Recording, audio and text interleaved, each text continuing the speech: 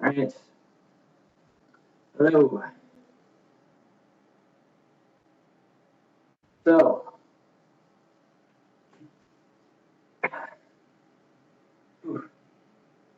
anyways, so about this election. So yeah, it's been really crazy, to say the least. I was up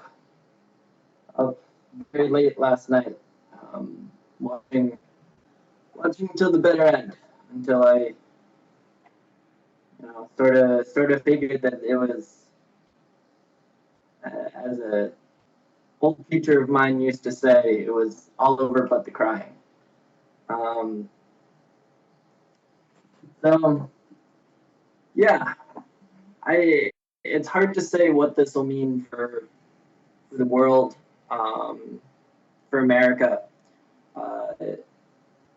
The founder of Time magazine, which I think you guys probably knew, or know of, who, by the way, was an American but born in China. So he had a very famous essay around, I think, right after World War II. So the founder of Time magazine wrote a famous essay called The American Century.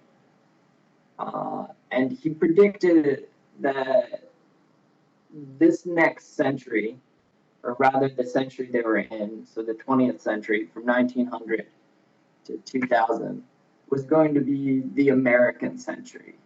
That America would dictate how the century went, that they would be the most influential country, that there is really no other country left.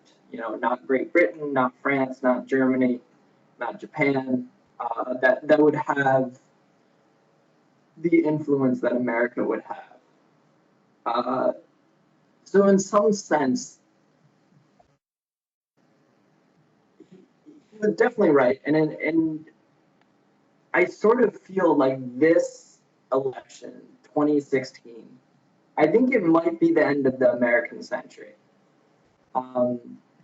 You can really say that it began after World War I, so 1918. So almost 100 years later, 98 years later, I think it'll end. Trump is, as I said, he's planning on withdrawing from a bunch of our strategic commitments, and yeah, it's entirely possible and I think probable that China will step in. And I think it might turn out, I mean, predicting the future is always a dangerous thing. You can ask, oh, here's something fun for you. So there was a Princeton professor. Did you guys hear about the Princeton professor who had a 99% probability of Clinton winning? Did you guys hear about that?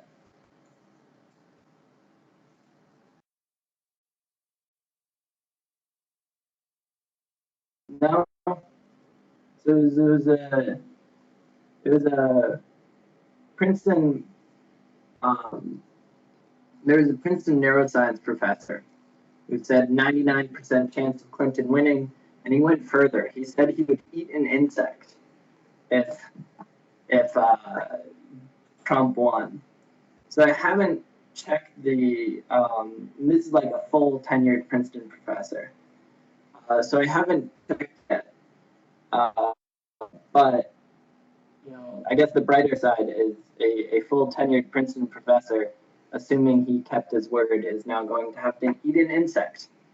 So predicting the future is always difficult, and sometimes requires some bug eating.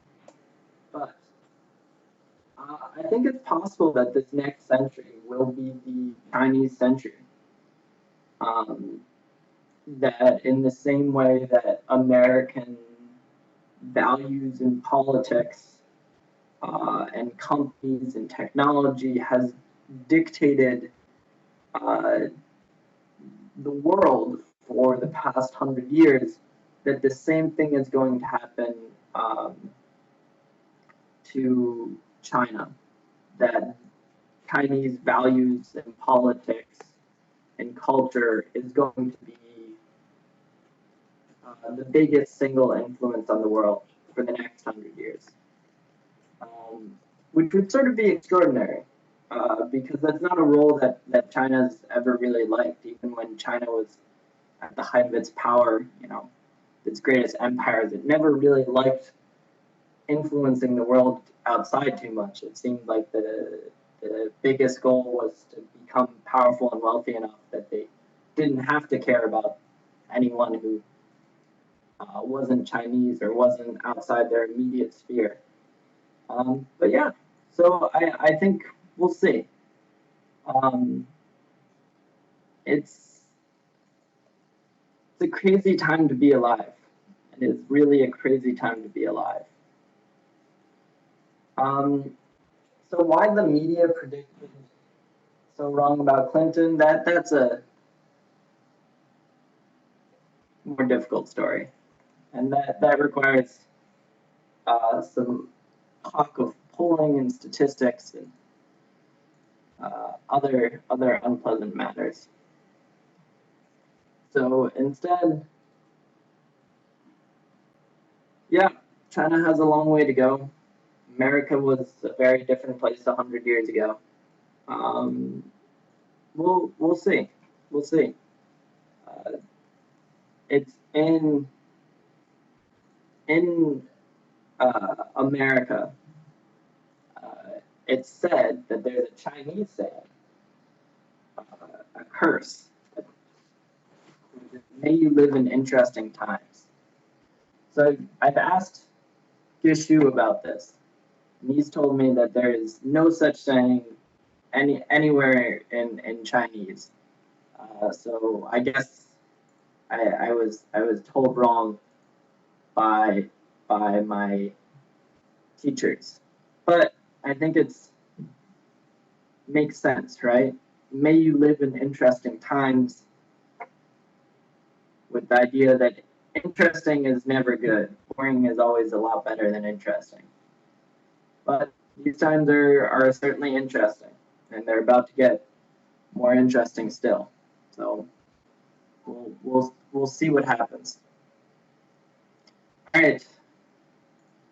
So 1 hour later than it should have been. Can everyone see my screen?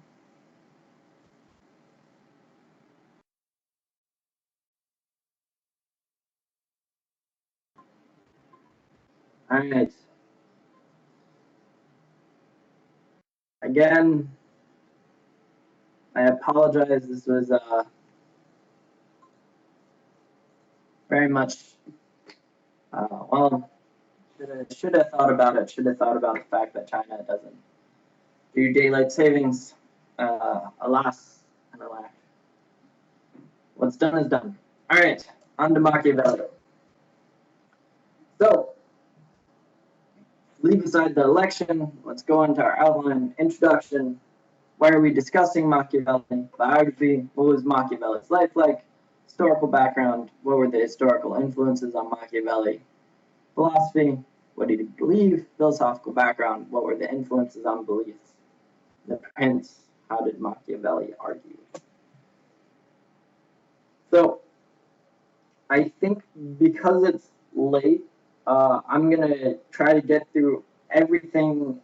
I think I can get through everything up to the Prince, and then I'll go through the Prince, and you guys can stick around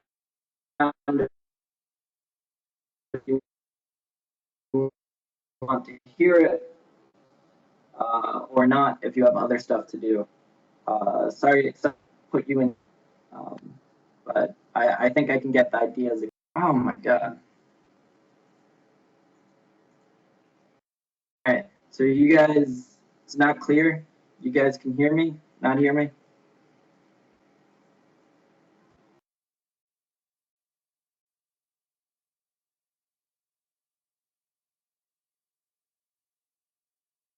So, we're good now? Good? Yes. All right. Good.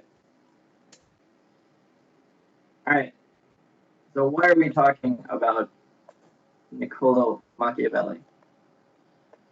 Well, he's the founder of political science. His influence on both monarchs, so Henry VIII of England, and Republicans, John Adams, the second president of America, is really profound. So Machiavelli is the first person to write a how-to manual for politics. So what are your goals? How do you accomplish them? And you can think about it. Aristotle wrote about this for logic, so he was the first person to do it with thinking. Bacon wrote about it for induction and science, so he said how to perform science. And Machiavelli is now saying how to do politics. It's not just his ideas like Plato, it's how to do it. So, of course, you guys remember, has his republic in his city based on lies. And this is Machiavelli. He looks somewhat like a ermine, I think, or a ferret. If you guys don't know what they are, look them up. It is an uncanny resemblance. All right.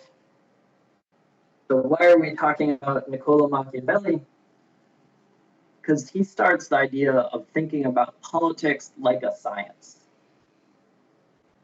And he talks honestly about the best way to accomplish political goals. So he's an important person in how things should work, because he is very practical.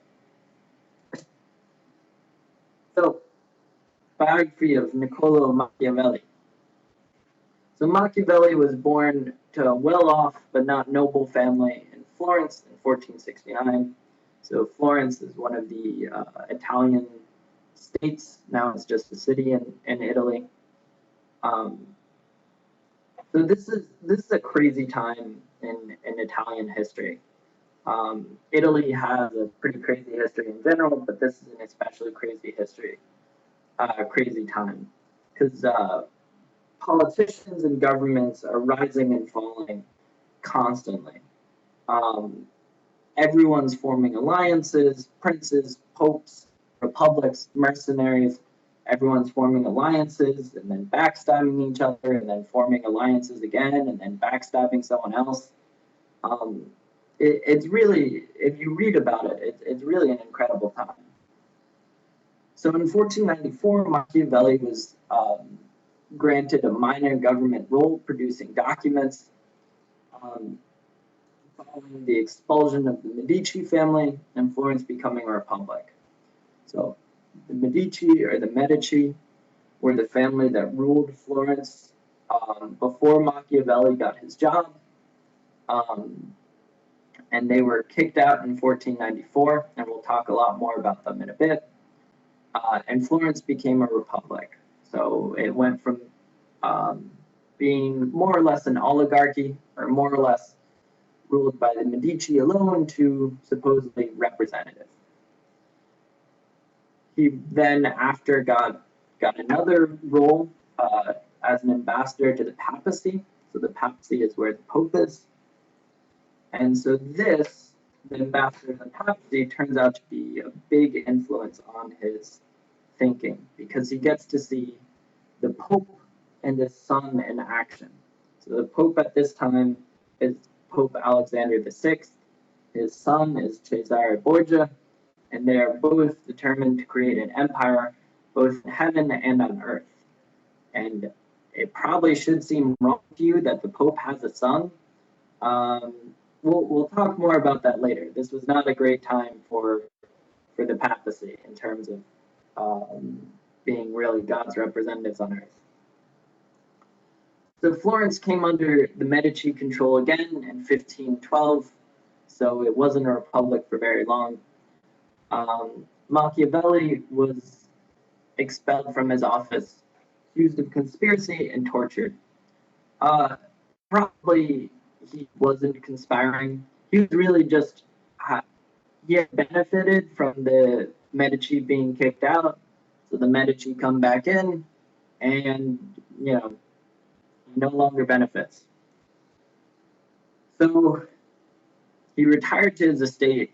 He no longer can work. he can't really come back into Florence proper without being killed.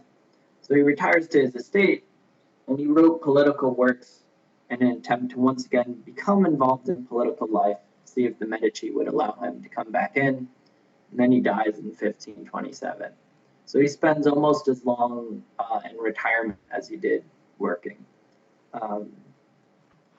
So in his epitaph, and you guys know I always like the epitaph, what people write on the gravestone, is tanto nomini nolum paralogium. So great a name has no adequate praise. So that's a pretty good epitaph. I'm not sure if he came up with that himself or if his friends came up with that, but we would have to hope his friends came up with it. All right. So his biography is he was a minor governmental official in, this should be Renaissance Florence, of course, it was not medieval. So in Renaissance Florence, caught in the midst of power struggles. So he was a small fish in a big pond, perhaps a small fish in a tidal wave. So, historical background. Let's figure out how exactly this happened. After the collapse of the Roman Empire, Italy dissolved into many competing states, and I have them here. So modern Italy is pretty much here, and it comes down and forms like a boot-like thing.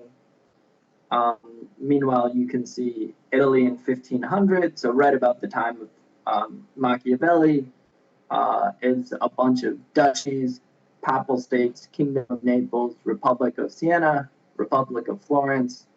So it is really a ton of states. So new governments were constantly being formed and collapsing. So if you wanted to form observations about how to make a state last and be effective, this was the right place to be. It's like being in Silicon Valley now and coming up with theories about how companies, which companies survive and which companies fall. It's really quite similar. So let's take a look at 3 power centers which influence Machiavelli's writings the most. So the 3 power centers that influence his writings are the papacy, the Medici family, and the Borgias. So the papacy, which is, as I mentioned, this is the Pope and everything surrounding the Pope. So it's the Pope's office. So we have to start back at the year 1300. So by the year 1300, the papacy had lost much of its power.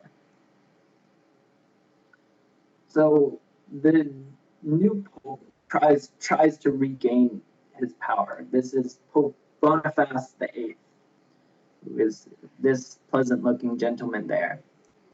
So he summons the King of France in 1301 to make him swear fealty. He wants the King of France to admit that the Pope has more power than him, is higher up than him. He wants the King of France to say, I will listen to whatever the Pope says. And Boniface defends this by saying, God has placed us over the kings and kingdoms. Unfortunately, this king and his kingdom refuse. Long story short, tensions escalate, bad things happen, and eventually French and Italian troops arrest the Pope in 1303.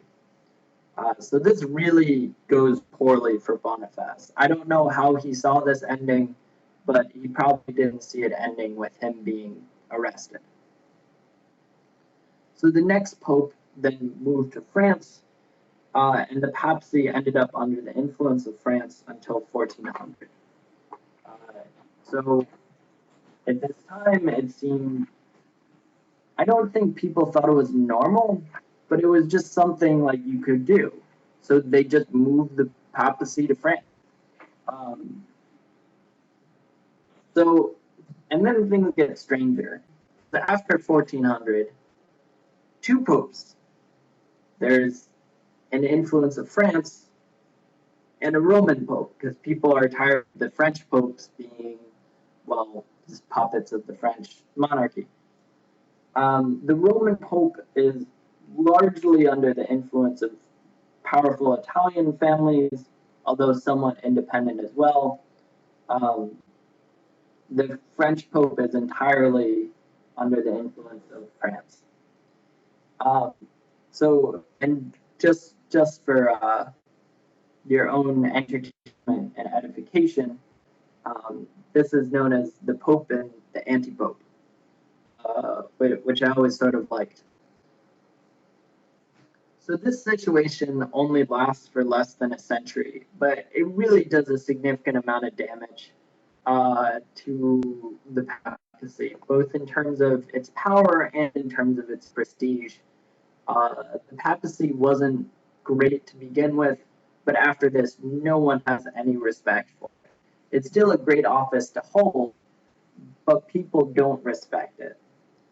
So the popes continue to be weak, corrupt, and dependent on foreign powers for protection and money throughout the Renaissance. And then finally, the papacy comes under the control of Alexander VI, aka Roderick Borgia is his original name. Alexander VI is the name he takes as Pope. This man here, and Roderick, as you might be able to tell by his looks and by his trappings, he's wealthy, he's well connected, and he's ruthless.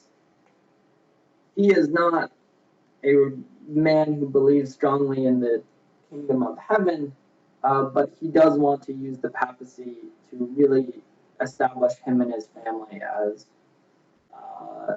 one of the most powerful in all of the Italian states, and probably one of the most powerful in the world. So let's take a look at that. Before I continue, any questions? Things cool so far?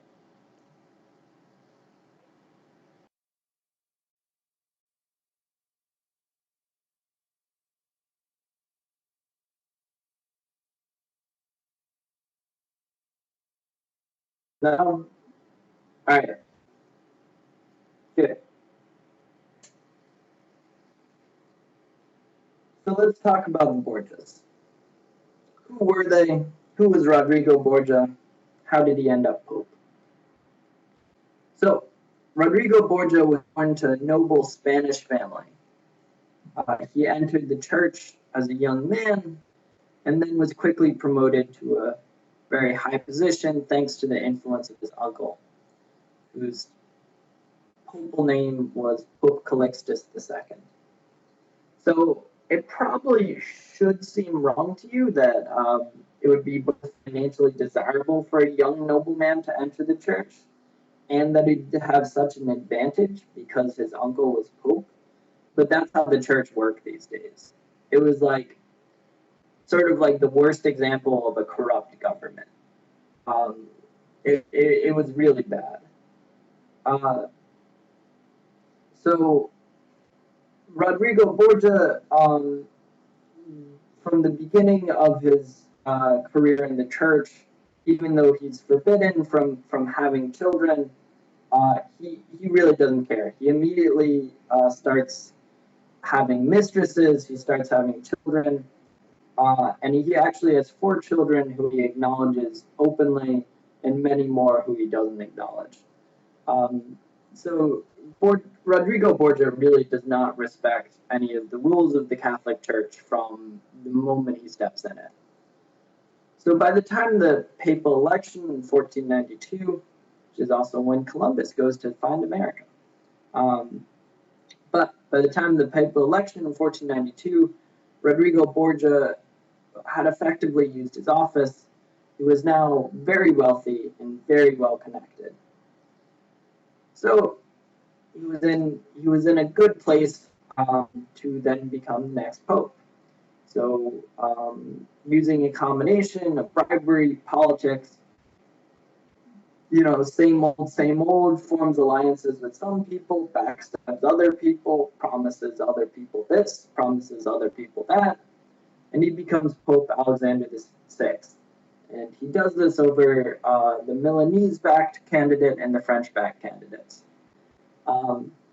And people often say, well, he was like exceptionally bad, but he was just better at the bribery in politics than these candidates were, because both the Milanese candidate and the French candidate, both of them came in and started handing out money too. I mean, everyone was willing to do whatever it took to become Pope. So Rodrigo sets up his illegitimate son Cesare, who Rodrigo never had a wife, so all of his children were illegitimate, but Cesare was one of the ones that he recognized. So he first does the same thing that his uncle did, and he sets him up as a cardinal. But Cesare resigned from his cardinalship after his brother's death and decided to set up a government instead. Cesare, by the way, ends up being the first person to ever resign from being a cardinal. And he does this because Rodrigo had planned to have Cesare be the power in the church, and his brother be the power in, politics. Once one brother dies, there's only one left.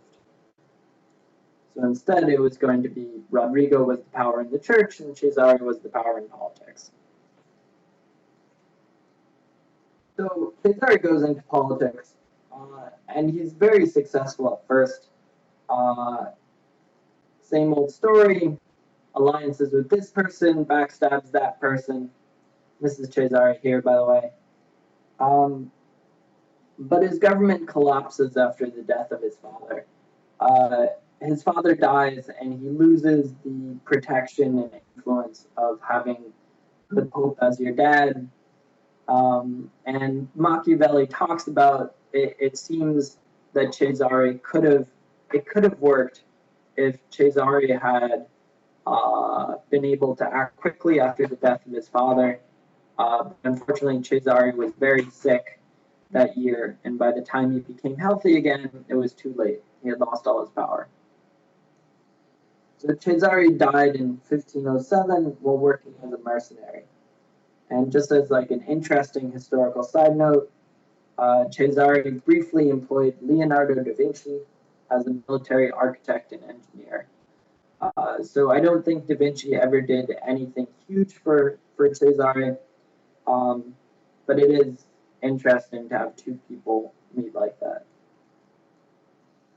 And then the Borgia family, after the death of Rodrigo, then Cesare, continued as statesmen and nobles, largely thanks to Lucrezia, who's Rodrigo's illegitimate daughter, another one of the 4 children that he recognizes. So Lucrezia, by the way, has 3 marriages and 10 children, and all of these marriages are to powerful nobles, and all of them were arranged by Rodrigo. So in the end, what seems to have been the most effective strategy was not the church. It wasn't, politics and the military. It was marrying rich guys and having their children. This may say something. The Medici. So let's talk about the Medici. So the Medici had been a somewhat historically important family for hundreds of years. Their story really starts with Giovanni de' Medici, who's the founder of the Medici Bank. The Medici Bank is actually a pretty important bank historically because they're the first people to adopt double entry bookkeeping, which is the start of modern accounting, if you guys know anything about accounting. This is what a Medici bank might look like.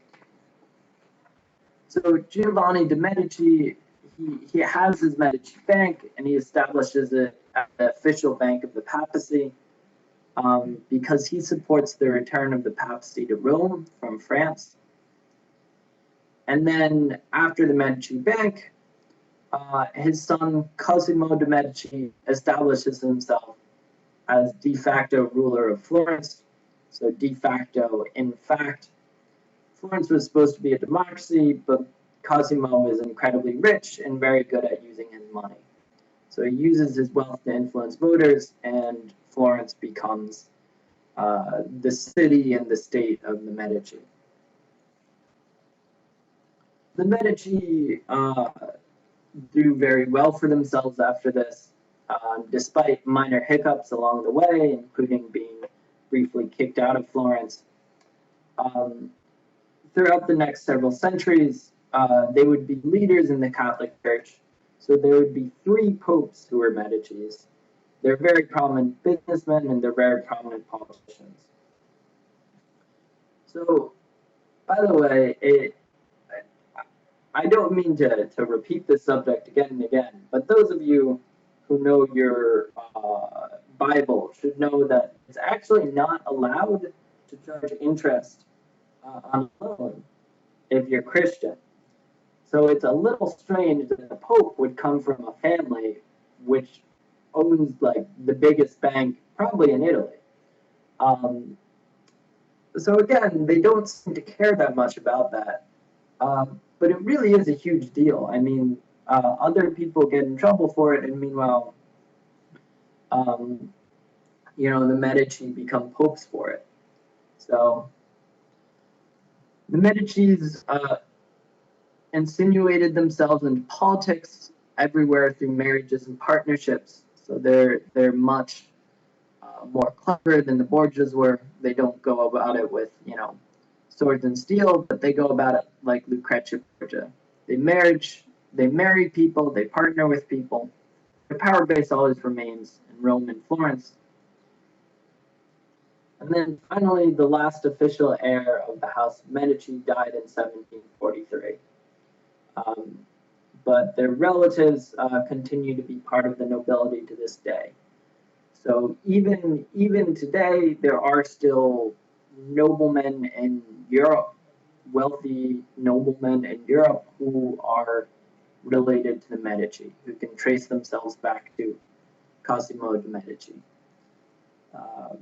which is sort of messed up that wealth could survive for that long, but apparently it can.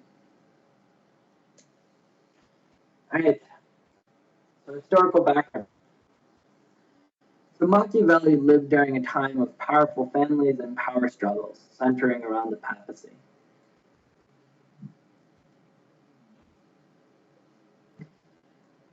So now let's look at his philosophy. Machiavelli has 2 really famous books. He has The Prince, he has Discourses on Livy. So we'll go through both of them. The Prince, and just as a general idea of what the Prince is, I'll start you off with a quote. He who neglects what is done for what ought to be done sooner effects his ruin than his preservation. Or in other words, if you do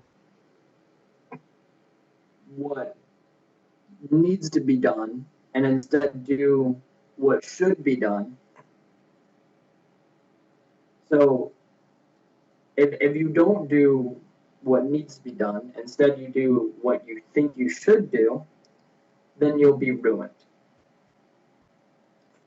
So it's pretty straightforward. He's not going to talk to you about morality. He's not going to talk to you about what should be done to be a good person. He's going to talk to you about what should be done if you don't want to lose your princedom or even lose your head. By the way, don't confuse The Prince with The Little Prince. The Little Prince is a famous children's book. It is a lovely book, and I would recommend it to everyone, but it has nothing to do with what we're talking about. That's a very common mistake for people to make.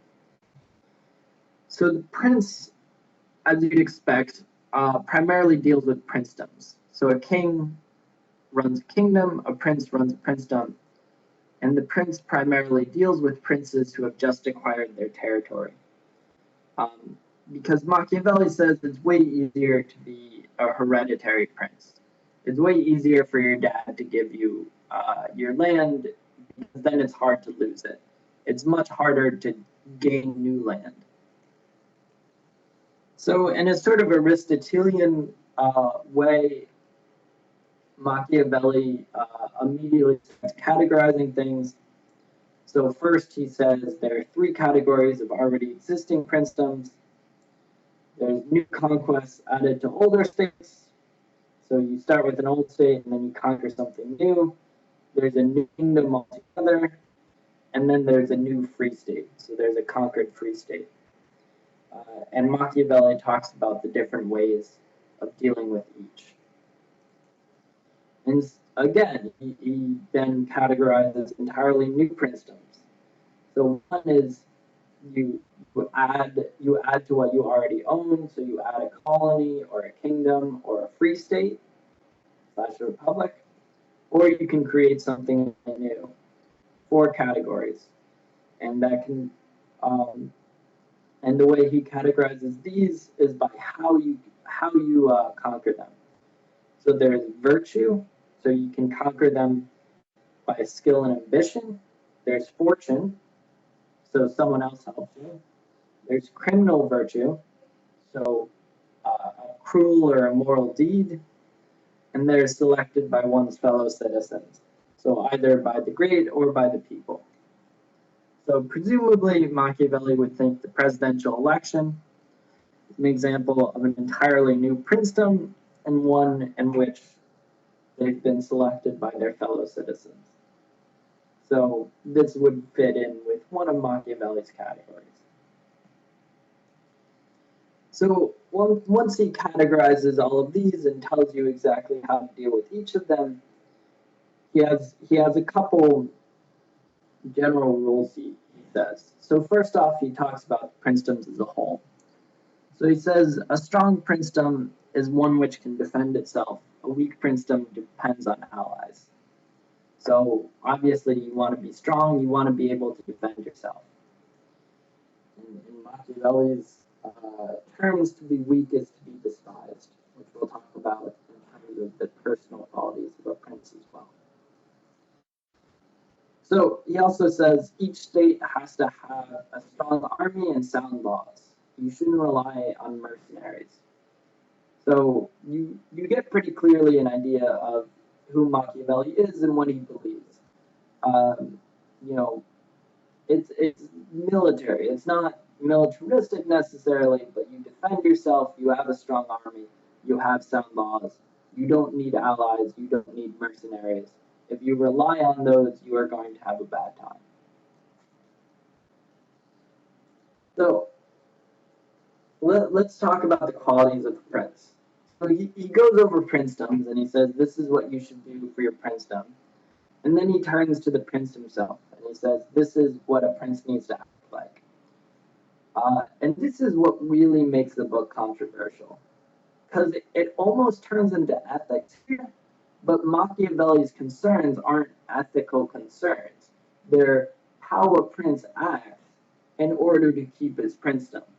And so people get pretty disturbed by this, that it seemed almost like a form of ethics in which you're encouraged to be a bad person.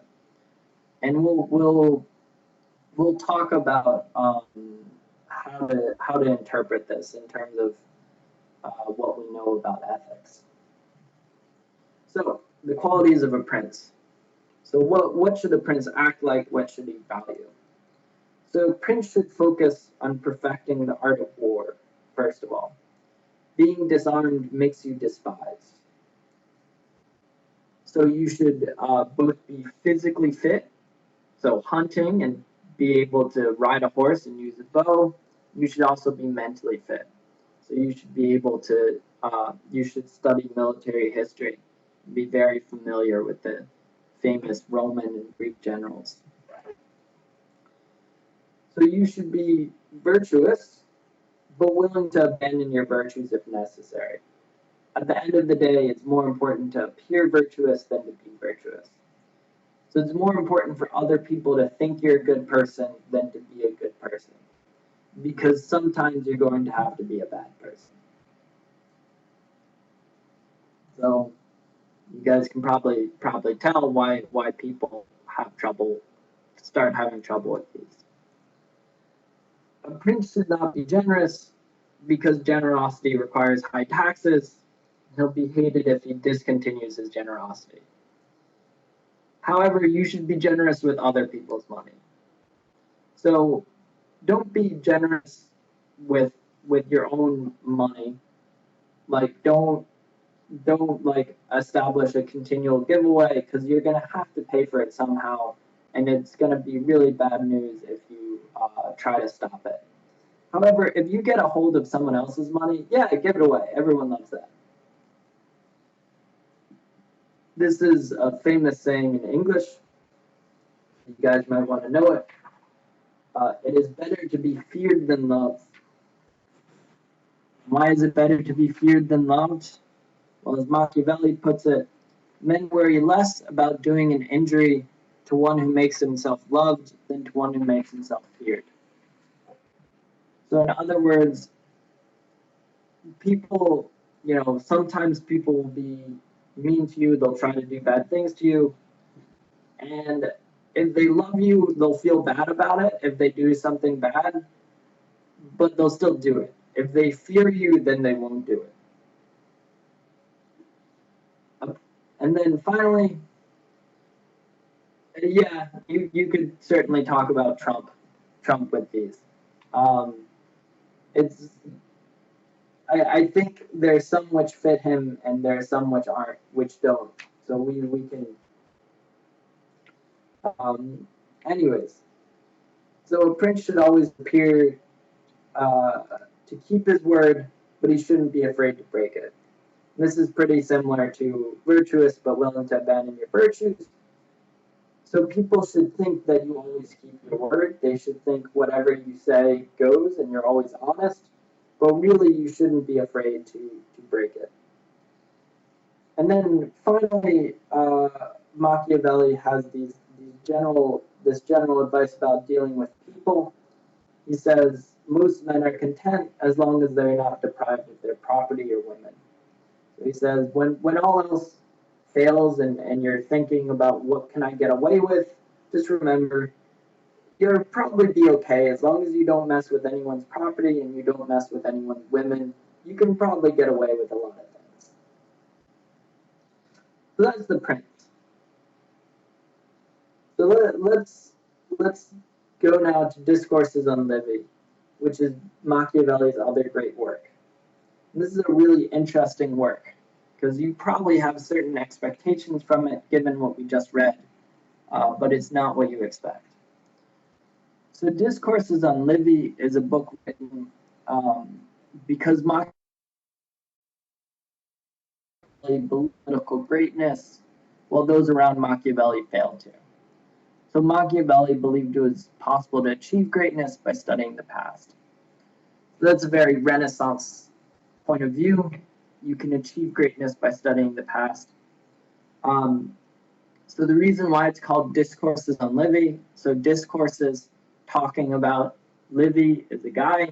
So it's specifically talking about a book called Ab Urbe Condita, which was a history of Rome through Augustus by an ancient Roman historian named Livy. So Machiavelli is discussing the history of Rome. More specifically, he's discussing a specific history of Rome. So Discourses on Livy is primarily concerned with the structure, nature, and evolution of republics. So how do you build them? What are they like? And how do they grow? So Machiavelli actually prefers republics to any other form of government. He thinks that's the best form of government, representative, because he thinks liberty is a good aim for a state. Liberty, freedom, that sort of thing. That's what a state should try to be. Liberty can only be fully achieved in republics. So Machiavelli uses France as his example of a perfect monarchy. So Parliament checks the power of the kings and nobles, which means that the entire state is peaceful and secure. However, it can never be free. So it's a perfect monarchy. Kings and nobles can't do too much because Parliament will stop them.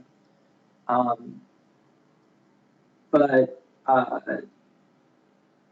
it's never free. So why is it never free? Well, because it's still a monarchy. It still has a king. So that means they have to disarm their people. They have to take away their people's weapons. But if the people are disarmed, if they have no weapons, they are passive and impotent. They can't do anything, and because they can't do anything, they won't do anything. So they're not free. They can't do anything, they won't do anything. So why is freedom important? Well, because free discourse, talking about what you want, is vital to determining the wisest course of action and the best leader. So how do you decide what a republic should do? How do you decide who should become the leader? Well,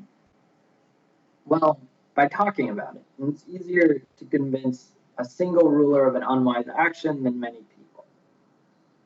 So Machiavelli says, for instance, it's much easier for a prince to be convinced to appoint a corrupt man than the people. And again, we could totally bring Trump into this and say, we could say a lot of things about appointing a corrupt man and the best leader and whatever. But I think everything I would say, you guys can probably say to yourself. So also Machiavelli has another interesting reason. So it's also important to be able to select your leader, because that means you can pick the appropriate leader for the time. So when it's wartime, you can pick a leader to take you to war. When it's peacetime, you can pick a leader who will be good for peace. If it's a monarchy, you're stuck with the same leader all the time. So if republics are so great, why do they fall? Well, Machiavelli says it's when their institutions fail to change with the times. So in order to illustrate this, I have the stabbing of Julius Caesar, which of course is the start of the fall of the Roman Republic and the rise of the Roman Empire. So they didn't know that this was what they were doing when they stabbed Julius Caesar, but that is what they did. So yeah, talking about the fall of a republic at a time like this does seem appropriate. So many philosophers have found it difficult to understand how the same man, how Machiavelli, could have written a book encouraging princes to be ruthless and dishonest, and a book extolling the virtues of a republic. So why does it say princes should be ruthless and dishonest, and then republics are great because there's freedom of speech and they can pick their leaders and whatever? So a bunch of people have tried various solutions to this. So some people say the prince is a satire, so it's meant to be funny. And to me that seems ridiculous because it's really not that funny. Or some people say the prince is intended to win back the Medici. So it's supposed to be, he's only saying things that he thinks the Medici will like, and he wanted them to like them enough that they'd give him his job back. And then, simple answer, he just changed his mind after he wrote The Prince, which is appealing, but he really wrote both at the same time. He published The Prince before Discourses on Livy, but he wrote them at the same time. So what is the answer to this? Well, to me, what it seems is the works are really intended for different purposes. So Machiavelli never repudiated The Prince. He could have said, I said a bunch of things, I don't believe it, I regret saying it.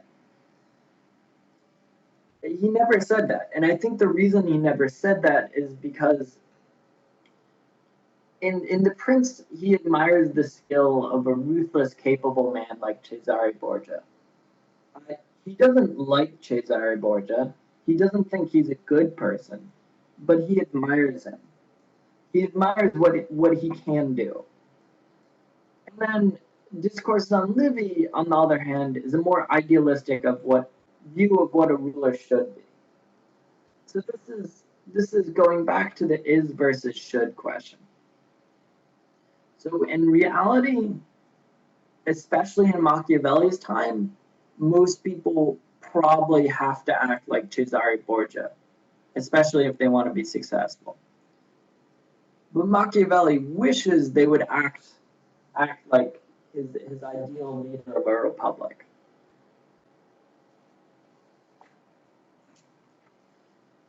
All right. So, to conclude his philosophy, to rule a princedom, you must be willing to rule intelligently and without traditional morals. The best system of government is a republic. All right. I know I'm going pretty fast. Is everyone okay so far?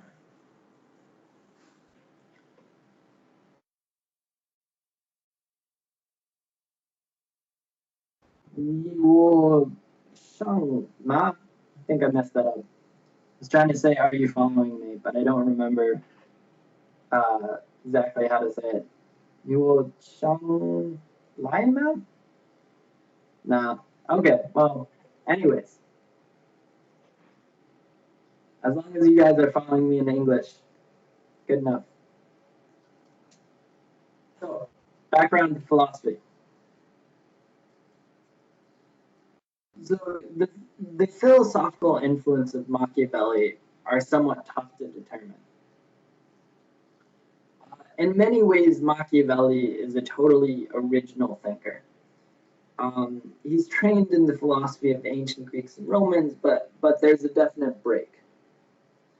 So I think the easiest way for the background to Machiavelli's philosophy is to look at the genre that The Prince is written in and see which ways Machiavelli follows and breaks conventions.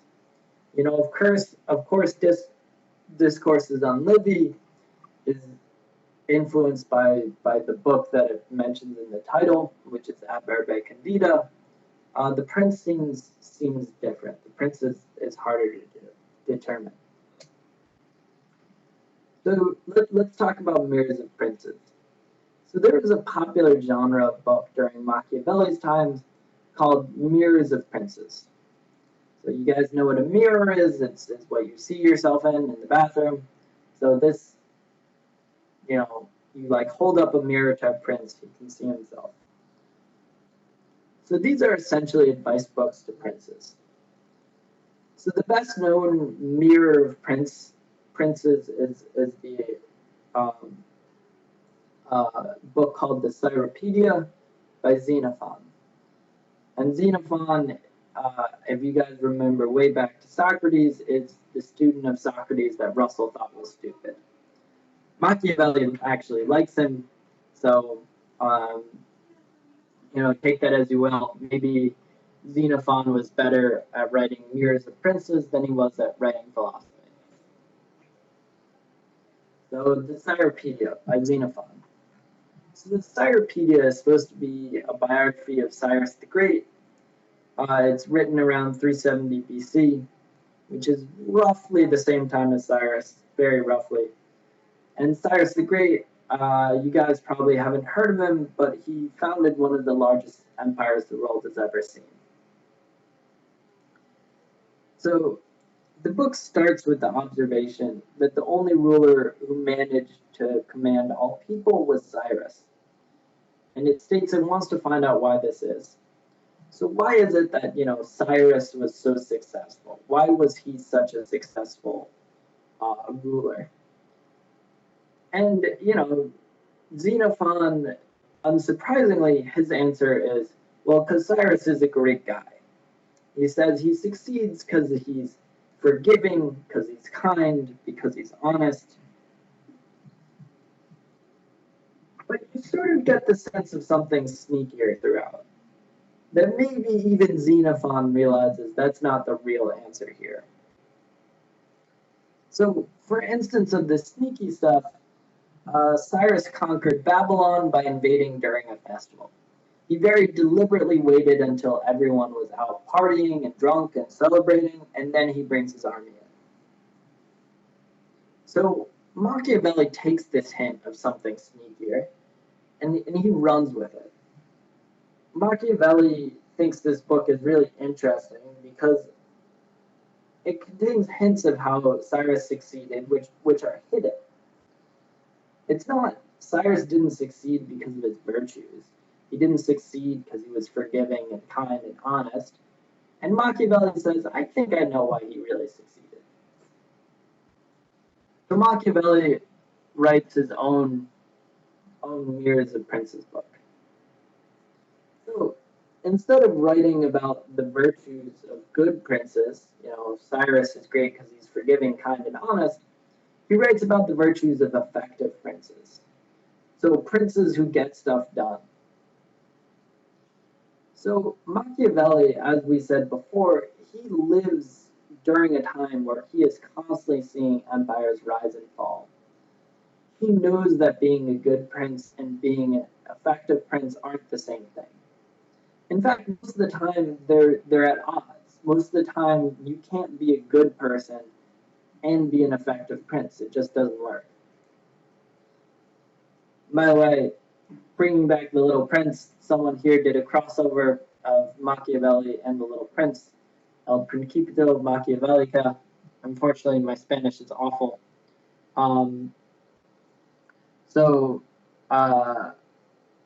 But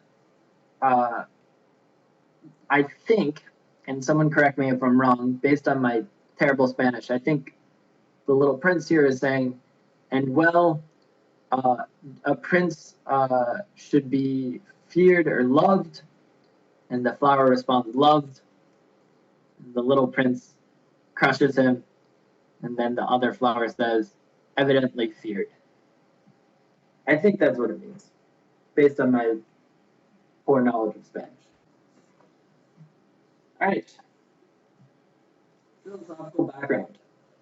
Mirrors of Princes books, especially the Cyropedia. So I think what I'm going to do is I'm going to skip ahead to the conclusion right now. I'll go through the conclusion and finish that so you guys can listen to that. If you have places to be, stuff to do, you can turn off and be happy that you've listened to the lesson. For everyone else, I'll then go back through the text. So I'll skip this for now, do the conclusion, so you guys can, so anyone who needs to go can go, and then for everyone else, I'll do the text. All right. So, discussion of the prince and the outline. How did Machiavelli argue?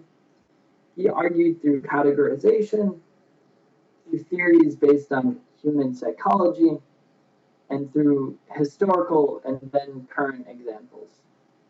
So he categorized things in a Aristotelian way. He came up with theories based on human psychology in a sort of Baconian way, like Bacon would have done. And he argued based on his knowledge of history and based on his knowledge of current events. So, conclusion. Both the Prince and Discourses on Livy are masterful and they're well informed, but it can be tough to know if they're really philosophy, because they're not deductive like a Socratic dialogue, or scientific like Francis Bacon tried to be, or even really as well organized as someone like Aristotle would have wanted. In fact,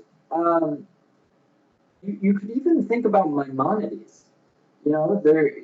Machiavelli, as we'll see when we actually go through it, he argues based on points that he's very clear. He chooses these points to support his argument. He's not like choosing anything that might disprove him. He's trying to persuade you. But in terms of practical impacts on the world, Machiavelli's Prince may have had a larger impact on the world than any book we've looked at so far.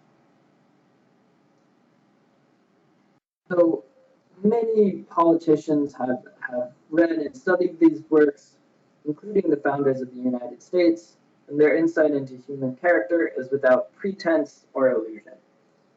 So without pretending, without any sort of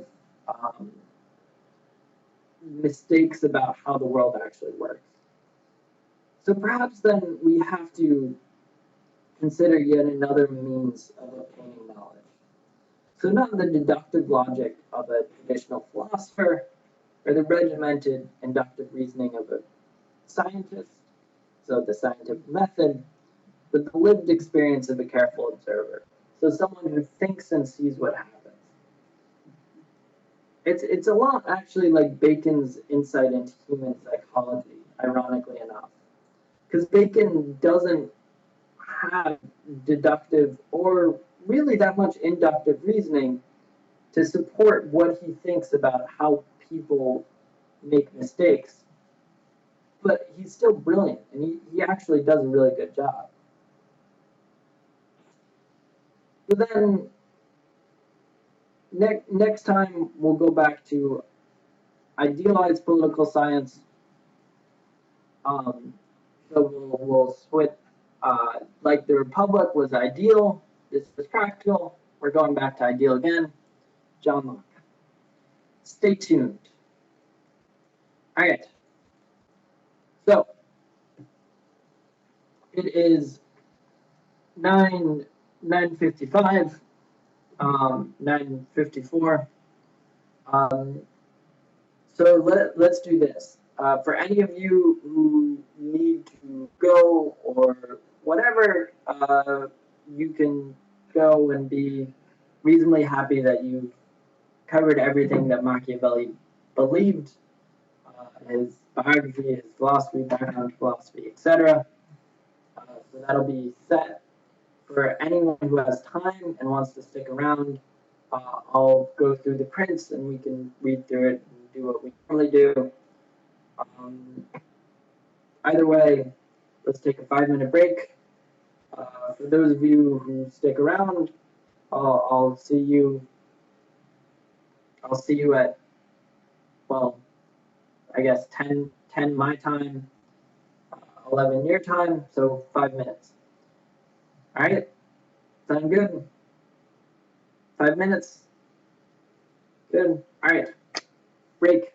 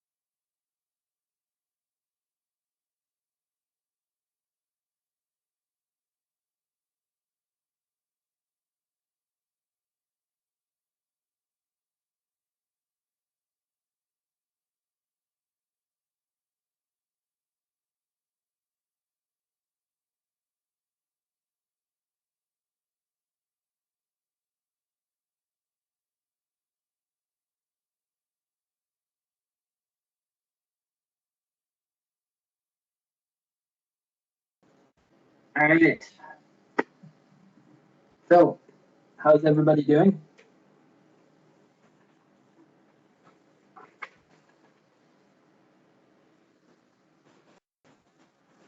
Good. Not so good? Happy?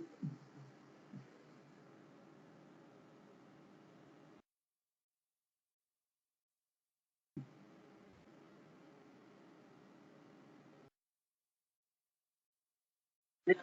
So, I think it is interesting to think about Donald Trump in the context of the prince. There's certainly a lot to say about, but what's interesting about him, what's strange, is he's not shy about who he is. Um, I mean, he's very clearly a bad person. Like everyone knows he lies and he bullies and he's a sexist and he's a racist, and he wears that very proudly, which is strange because that's the opposite of what Machiavelli says. Machiavelli says you should look like a saint and then behave how you have to, but everyone should think about you as a saint. Meanwhile, Trump has basically done the opposite. He's made it very clear that he is not a good person. Um, yeah, and interesting stuff. Okay, are you guys ready to begin again to discuss the prince?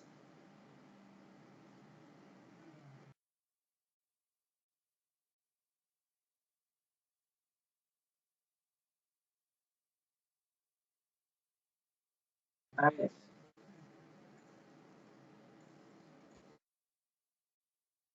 Do it.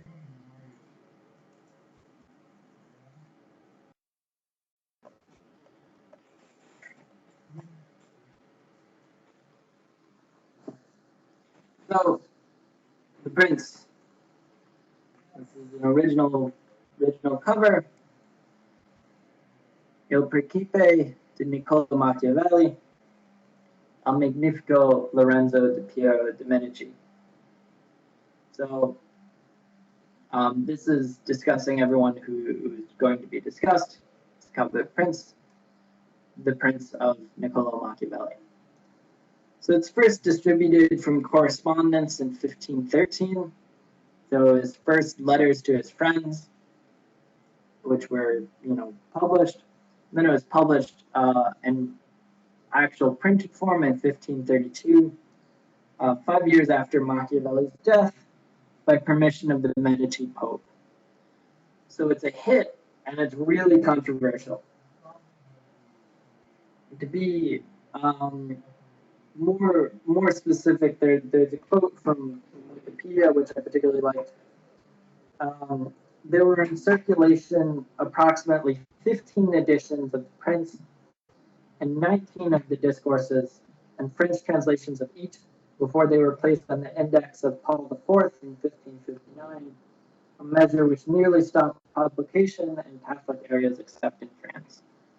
So both the Prince and discourses were incredibly successful and also were frequently banned. So I'll just be taking excerpts from the first chapters. The book's not very well organized, so it skips around a lot, and it's tough to come up with a single thesis or portion, which I think would be particularly good for us to read. So I just want to read some stuff, and we'll get a sense of how he argues and what he thinks. So first, let's discuss mixed principalities, which one state is added to another state. That's the definition of a mixed principality.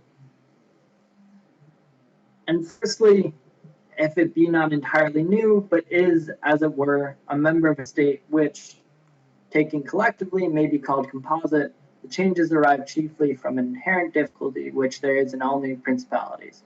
For men change their rulers willingly, hoping to better themselves. This hope induces them to take up arms against him who rules, wherein they are deceived, because they afterwards find by experience they have gone from bad to worse. For these reasons, King Louis XII, King of France, quickly occupied Milan and as quickly lost it. To turn him out the first time and needed only Lodovico's own forces, because those who had opened the gates to him, finding themselves deceived in their hopes of future benefit, would not endure the ill treatment of the new prince. So, simple English translation, it's easy to become the new ruler of a state if men are unhappy with the old ruler. In fact, they might help you take over their own state because they think you'll be better. But that's deceptive. Because once they learn you're not better than the old, they'll turn against you. So Louis XII learned this the hard way, as when he occupied Milan. So first, he's helped by the people, and then they realize he's not better. So by the way, this sort of argument is the way Machiavelli argues this entire book. He defines a term, he discusses it, and he defends it with historical examples. It's not really rigorously philosophical, because he's just defining terms, not at random, but it's not very well organized. But he has a really nuanced understanding of psychology, and he really does know a lot about recent history. But let's continue.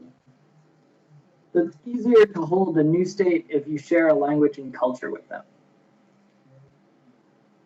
He who has annexed states which have the same language and culture as him, if he wishes to hold them, has only to bear in mind two considerations. The one, that the family of their former lord is extinguished, the other, that neither their laws nor their taxes are altered, so that in a very short time they will become entirely one body with the old principality. When states are acquired in a country differing in language, customs, or laws, there are difficulties.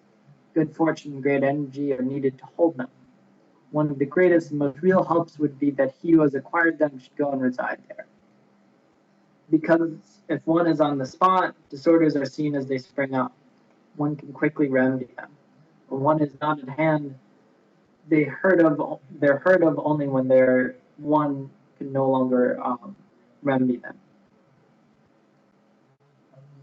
All right, so simple English translation. So if you share a language and a culture with the new state, just eliminate the old rulers and keep everything else the same. And he says, extinguish the family. So he's being pretty serious here. But if it's a different language, if it's different customs, or if it's different laws, it's much more difficult to hold the government like that. The easiest way then is to live among them, so you can solve problems as they spring up.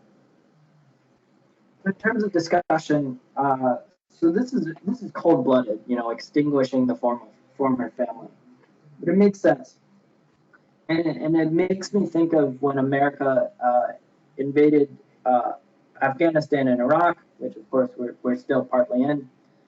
We didn't intend to annex those countries, but we did occupy them, and we had a lot of trouble understanding their culture and their laws, which made it hard to rule them. And because Americans lived separately from the Afghanis and from the Iraqis, we were never able to really learn what they were like. And that caused a huge amount of trouble when it came to holding the country. We didn't understand them in the first place, and we weren't able to get a better understanding because we didn't live with them. So Machiavelli, as I mentioned, he's disorganized, so he's thinking about how to hold a country, and now he goes on to how to rule, generally speaking. And he says, upon this, one has to remark that men ought either to be well treated or crushed, because they can avenge themselves of lighter injuries, or more serious ones they cannot.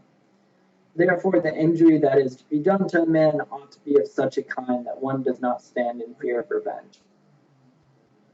So I think this is pretty straightforward, but just in case, I'll translate it anyways. So he says you have to treat someone well or you crush them completely. Basically, if you hurt someone, hurt them so badly that they can't hurt you back. And in terms of commentary, I wonder if Machiavelli really believed this. So he was writing this after he had been tortured by the Medici.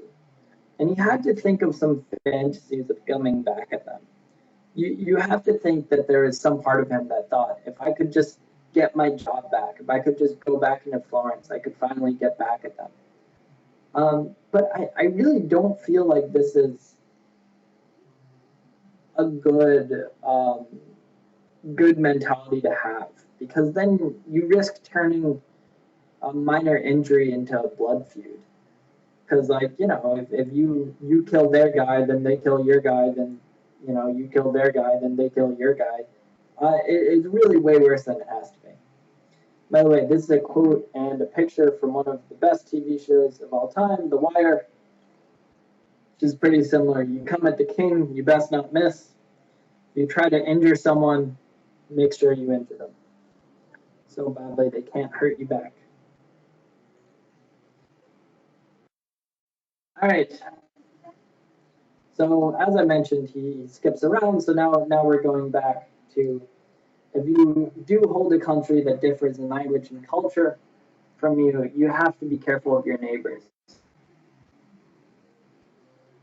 So again, the prince who holds a country differing in the above respects ought to make himself the head and defender of his less powerful neighbors, and to weaken the more powerful amongst them, taking care that no foreigner as powerful as himself shall, by any accident, get a footing there. For it will always happen that such a one will be introduced by those who are discontented, either through excess of ambition or through fear, as one has seen already. So, translating to simple English, your hold on a country that is different in language, that's different in culture, it's always going to be weak. So the answer to, like, making sure that it doesn't go poorly is you should protect your weak neighbors and strengthen your strong neighbors. You need to keep this balance of power. So if you don't, then when someone's discontented, when they're upset, they'll turn to a powerful neighbor of yours, and that can be dangerous. So Machiavelli is always thinking about the balance of power, right? He cares about who holds power and who doesn't, and he knows from his personal life how quickly that can change, how quickly power can change hands. So, as you guys should expect, next thing he does is historical examples. So, balance of power. The Romans. The Romans were great at it. Machiavelli loved the ancient Romans. So the Romans and the countries which they annexed observed closely these measures. They set colonies and maintained friendly relations with the minor powers, without increasing their strength. They kept down the greater, did not allow any strong foreign powers to grant authority. Greece appears to me sufficient for an example. The Achaeans and Aetolians were kept friendly by them. The kingdom of Macedonia was humbled. Antiochus was driven out. Yet the merits of the Achaeans and the Aetolians never secured for them permission to increase their power, nor did the persuasions of Philip ever induce the Romans to be his friends without first humbling them. Nor did the influence of Antiochus make them agree that he should retain any lordship over the country. So very shortly, when the Romans annexed Greece, they protected the weak Achaeans and Aetolians. They drove out the strong foreign Antiochus. And they humbled the strong domestic Philip. So here, like, the Romans, according to Machiavelli, play this perfectly. They protect the weak, the Achaeans and the Aetolians. They humble the strong guy who's domestic, Philip of Macedonia. And then they drive out the strong foreigner, who's Antiochus. The king of France, on the other hand, messes up the same thing. He's an example of what not to do. But once he gains a strong foothold in Italy, let anyone now consider with what little difficulty the king could have maintained his position in Italy, had he observed the rules above laid down, and kept all his friends secure and protected. For although they were numerous, they were both weak and timid, some afraid of the church, some of the Venetians, and thus they would have always been forced to stand in with him. By their means he could have easily have made himself secure against those who remained powerful. He was no sooner in Milan than he did the contrary by assisting Pope Alexander to occupy the Romagna. It never occurred to him that by this action he was weakening himself, depriving himself of friends and those who had thrown themselves into his lap, while he aggrandized the church by adding much temporal power to the spiritual, thus giving it great authority. So, simple English translation, Louis could have protected, King Louis could have protected his weak friends from the church and from the Venetians. That would have made him allies for life. Instead, he helped the strong domestic papacy, frightened his weak friends, and made life way more difficult for himself. So, it's sort of funny here, Machiavelli just mentions the church as another sort of authority. He's not the most religious guy. In fact, one really controversial thing he says when he talks about princes who conquer by force, he lists Moses as a prince who conquers by force. And that really, really bothers the church. And that's a big part of the reason why it's banned. So he's not, Machiavelli is not a religious man. And he has, as I said, he has very few illusions. So now let's move to a different topic, which is the ways of governing a princedom. So I answered that the principalities of which one has record are found to be governed in two different ways, either by a prince with a body of servants who assist him to govern the kingdom as ministers by his favor and permission, by a prince and barons, who hold that dignity by antiquity of blood and not by the grace of the prince. Such barons have states and their own subjects, who recognize them as lords and hold them in natural affection. So he says there's two different ways of governing a princedom.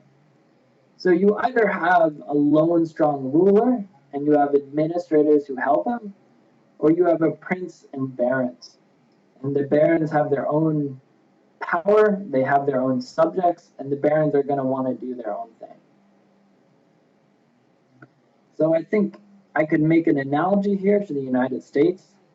The federal government rules over the states, but states have their own governments, which act independently of the federal government and have the ability to make their own laws and raise their own taxes.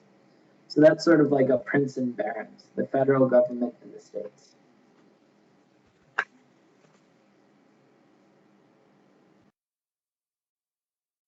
So our examples for these two ways of governing are the Turkish monarchy and the French monarchy.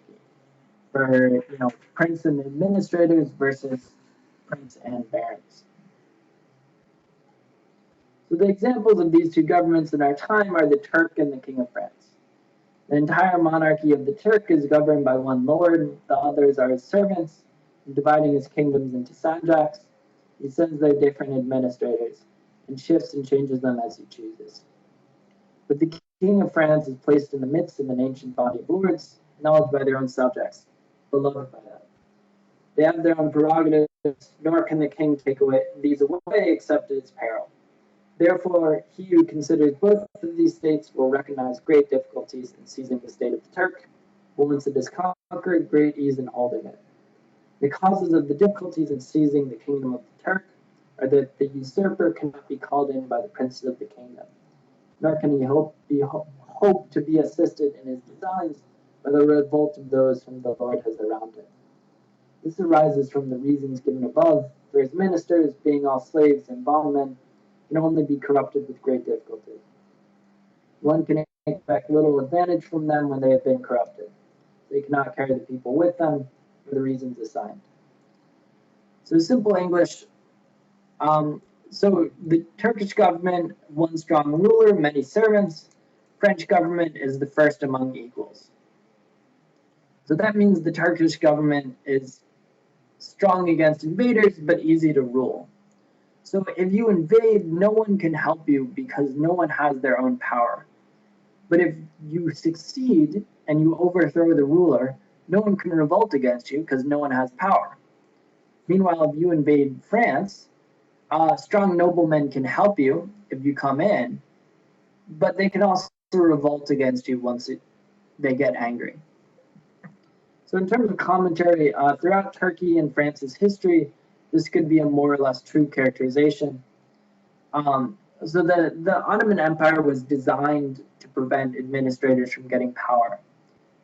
They rotated their administrators around the empire, and the highest ranking administrators were eunuchs.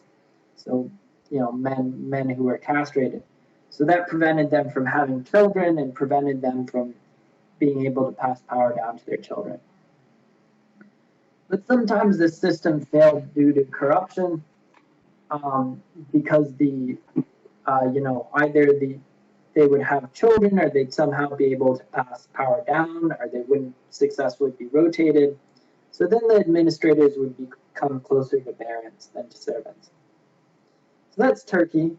And then for France, several hundred years after Machiavelli died, France actually became closer to the Ottoman Empire. Louis XIV weakened the nobles and he strengthened himself.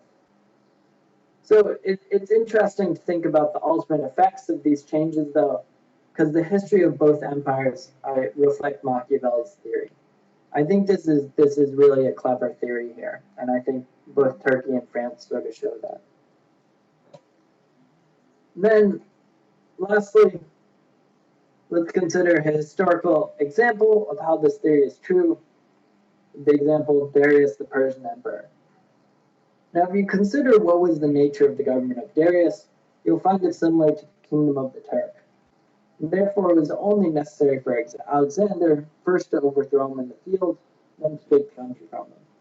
After which victory, Darius being killed, the state remained secure to Alexander for the above reasons. If his successors had been united, they would have enjoyed it securely and at their ease. There are no tumults raised in the kingdom except those they provoke themselves. Here we have Darius in a tile painting actually being beaten by Alexander. So, simple English translation, Alexander the Great found it easy to hold Darius's kingdom because his servants were weak. If Alexander's successors had been more united, more organized, they would have kept the kingdom permanently.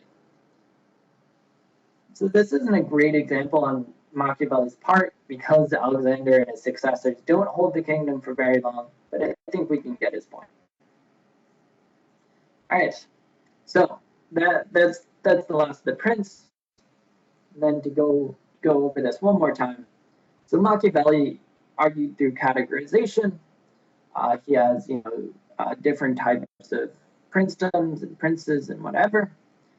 He argues through theories based on human psychology, and he argues through historical and then current examples. So as I mentioned, it's not really philosophical in the sense we're thinking. He's very persuasive.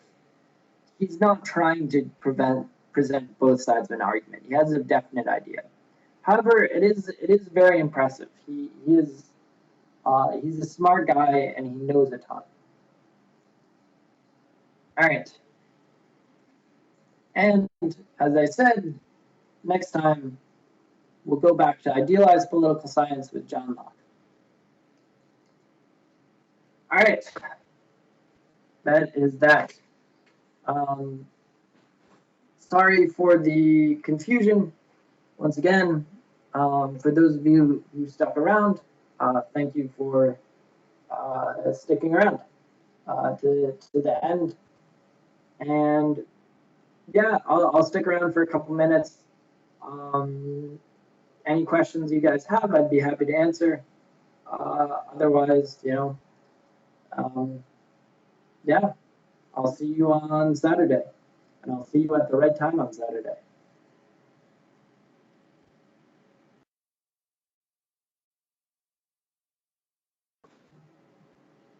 Thank you.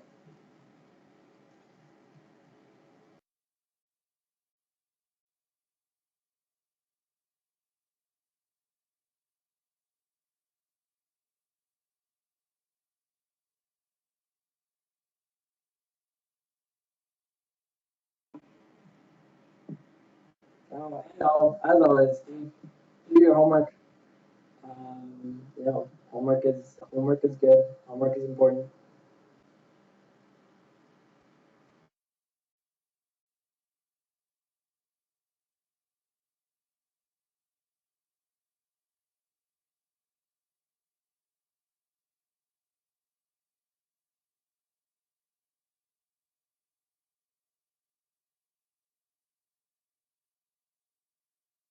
I'm sorry, I don't remember the American journalist's name. Um, which I don't remember the article either. I'm sorry. You can probably find it if you search with the information I gave you. Um, but I don't remember much more than that.